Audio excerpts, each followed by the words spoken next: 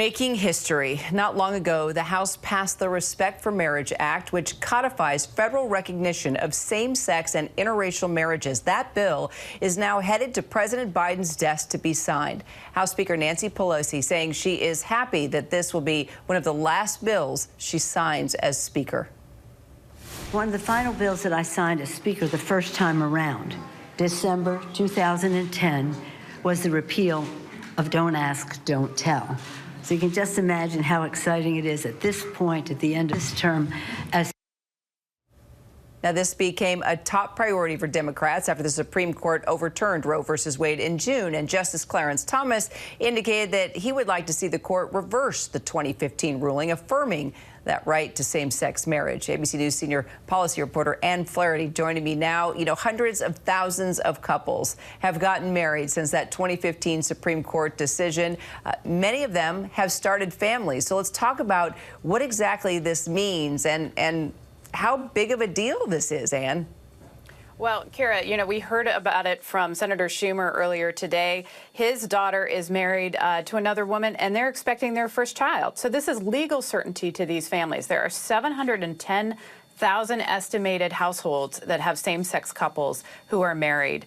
And that was really quite a legal jolt to all of these families when Justice Clarence Thomas mused in his court opinion that, you know, perhaps it's time to revisit this gay marriage ruling that the court had issued in 2015.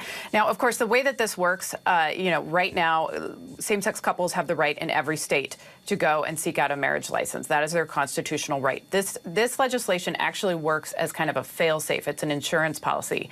If the Supreme Court were to overturn that, there is now federal recognition that those unions are legal. States aren't going to be required to issue same-sex marriage licenses if that falls, but they would have to recognize it under this legislation. So how did this deal actually come together, Anne? Well, it's remarkable. I was speaking with lobbyists and staffers on this in the past week. They said that this is absolutely years in the making. This stretches back to the 2015 Utah Compromise. This was something decided in the Utah legislature. And really what was interesting was the pressure from GOP donors, wealthy GOP donors, picking up the phone and saying, let's settle this before the 2024 election. We don't want to have to keep debating this. The other interesting piece of this was Senator Sinema, who was raised in the Church of Jesus Christ of Latter-day Saints, widely known as the Mormon Church. She was working with the Mormon Church to try to hash out these religious protections so states can keep their tax-exempt status and nothing would threaten that.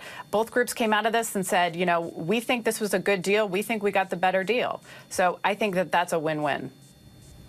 All right, Anne Flaherty, definitely a win-win. Good to see you. Hi, everyone. George Stephanopoulos here. Thanks for checking out the ABC News YouTube channel. If you'd like to get more videos, show highlights, and watch live event coverage, click on the right over here to subscribe to our channel. And don't forget to download the ABC News app for breaking news alerts. Thanks for watching.